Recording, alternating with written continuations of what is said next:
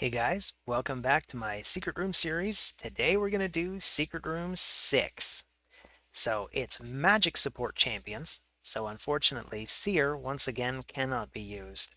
So I'm going to use, I don't even have a nuker in the support category. So I'm just going to go for crowd control. It's going to have to be like that. So we have one of the Secret Room champions from early on. We actually have Archmage Helmet. So I'm going to use him for his support. Let's bring Elva just as a reviver and healer.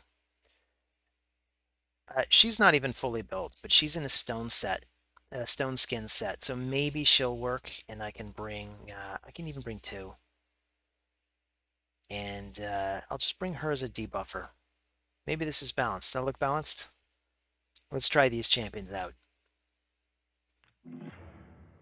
So because Banshee doesn't have her masteries, in the stun set, she's only got about an 18% chance, but the other one here, Marked, oh, we're on stun. We're on auto. Um, so let's see. We probably want to start with crowd control. I most want to make sure... I want to make sure their support doesn't kick in. So here, I'm going to hit her. He's in a stun set too, come to think of it. So he even has a chance to stun on his first hit, but he has a bigger chance to stun everyone else. So we'll put out the debuffs. Banshee, there's nothing to strip yet, eh? So we'll just use her A1, see if we get lucky on the stuns. Elva, you just attack. And we're going to hold off on using her AoE because a lot of them are already not going to get to go. So we don't need her stun for that yet. She scored a stun on him. That's excellent. Let's see if we get lucky. Oh, we even stunned her. Awesome. So let's just focus on the ones that aren't stunned until there are a bunch that aren't. And this could be kind of a slow run. So I do apologize for that, but do we need these buffs yet? Really don't think we do. We'll just continue to be patient with it. We can even get more damage out of him. We could get more speed too. And let's just start pummeling them. I want to take the revivers out first. So Elder Skarg here, he's a reviver. He can revive. And I'm thinking we just make sure Ugo isn't last. So her block damage and revive combo doesn't kick in. We can stun... Actually, there's only one that's left that's not stunned, so let's just do that.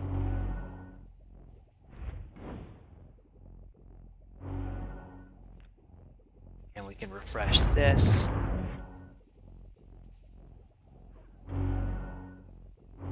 This is going reasonably well. So Banshee can also strip buffs, but it doesn't look like we even need that at this point. I could even just put it on auto and watch how it goes, and just say, target him first. I want to make sure he goes down first. Outside of that, probably doesn't matter. As long as Ugo isn't last. But I have faith in this team, because this is a magic support room, right?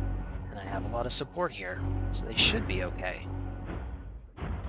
If it happens that this run fails because we get surprised, I could try a slightly more robust team, but I'm trying to demonstrate that I think this can work with minimal support and maximum crowd control. You just want to make sure you take out any revivers or cleansers first, because they can make this quite annoying and take a long time. So he's gone. Let's refocus on Ugo.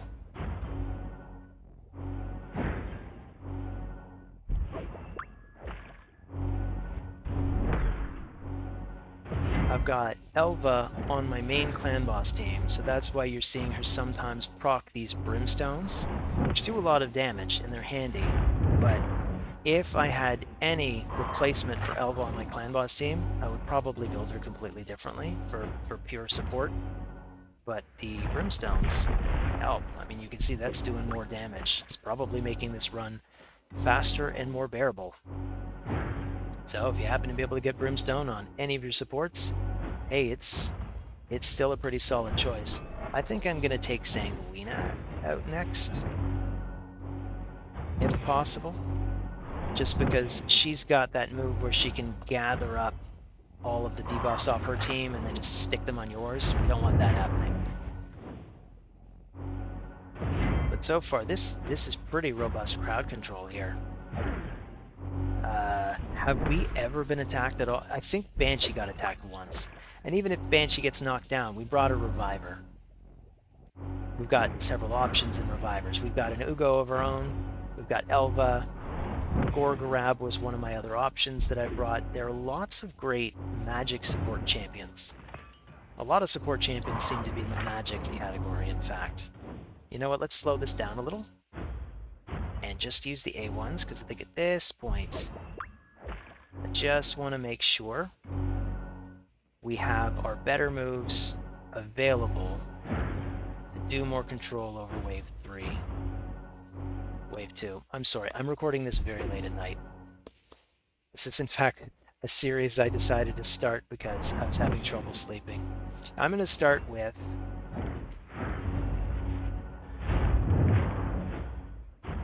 I just said his name. Elder Skarg, because he's the reviver on the team. So we want to take him away. Then I want to take Ugo away. Lanicus the Chosen over here. A pretty dangerous unit, so you want to make sure she gets crowd controlled. Hopefully that'll just happen organically. I do have a lot of stun AoEs that can hit. And if she uses her ally attack while the rest of them are stunned, it doesn't really do what it's supposed to do. Anyway, it looks like on the last second I managed to stop her from taking a turn. Wow, this really goes faster when it's on auto, or at least it feels like it's going faster. But I'm noticing I'm still about 6 minutes in. So let's switch to Ugo, just so we can make sure she's not the last one to stay in. Although again, bringing block buffs, great way to make sure she can't put up her block damage and then stay alive and everybody else gets knocked down. So we had our first fatality. This is why we bring revivers. Again, it's probably better if we don't get hit at all. I don't like how frequently we're getting hit. I'm wondering if I should take this off auto. But no, we look good. We look okay.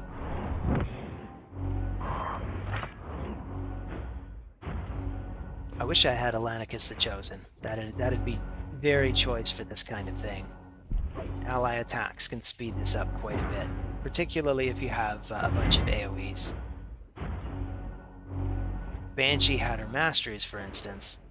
I'd probably give her Fearsome Presence just to make her stuns likelier to land, but of course you can also give her War Master to do a little more damage quicker. So let's target Kymar next, because I am a little bit sick of his antics, aren't you?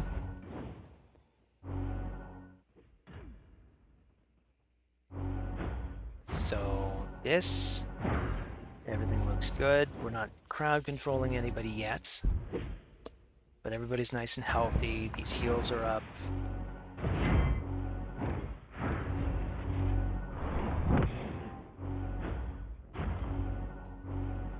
think we're gonna have no problem. I want to time this so that we start A1 cycling at the right time. I think it's too soon. I think we can afford to wait until we've at least taken out, let's say, we'll take out Lanicus the Chosen next. Actually, no. You know what? I'm gonna pick on him.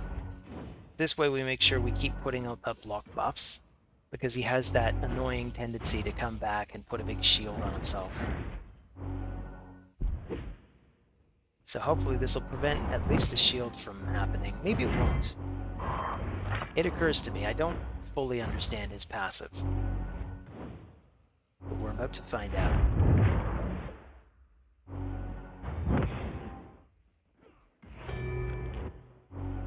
Oh, yeah, he also shuts down those cooldowns. That's annoying. We don't want that happening.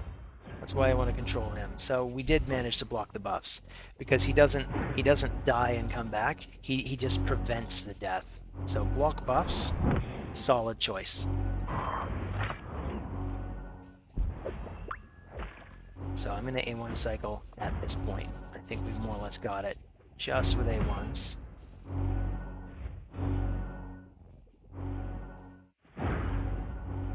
And we'll switch targets just because that stun means this guy's not going to go until next week. And full auto again. Who's the reviver? None. So we'll target Sethalia, because she can at least be kind of annoying. That's actually unfortunate. That's the one crowd control effect I probably wanted to hit somebody else with. Although she didn't do her cleanse for some reason, so that was fortunate.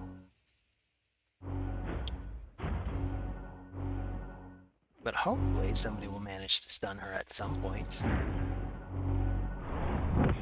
Although even if they don't, it should be okay. But she does have that heal. You know what, I'm going to take it off auto just to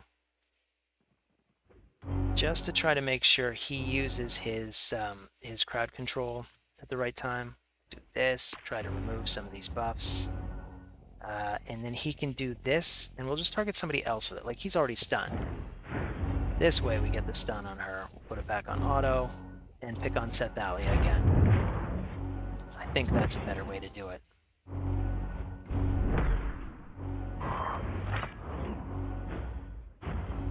Also, I'm noticing with the AI, I'm using the increased damage buffs off Archmage Helmet a lot.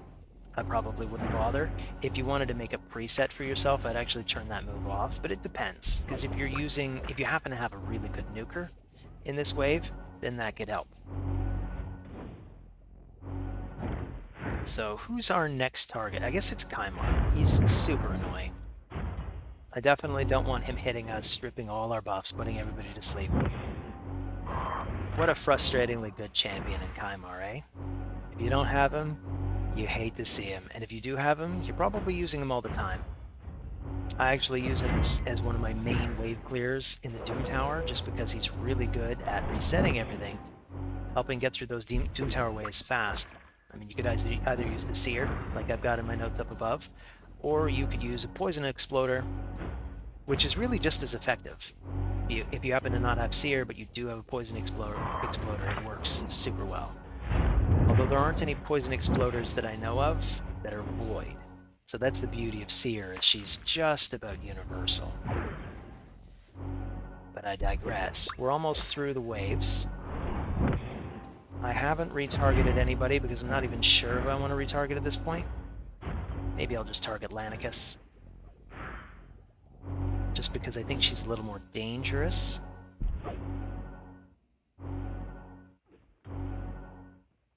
Than the one that's not stunned. Now she's locked out, so let's switch targets.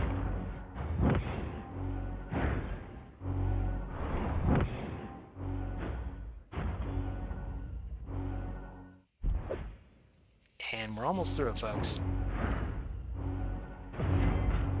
Got all those stuns. So this pretty much wraps up the strategy for Secret Room 6. So thank you all for joining. I'm always happy to see you guys here. Feel free to leave a comment about which champions you happen to have for this room and if they're effective for you. And take care of yourselves. See you on the next video.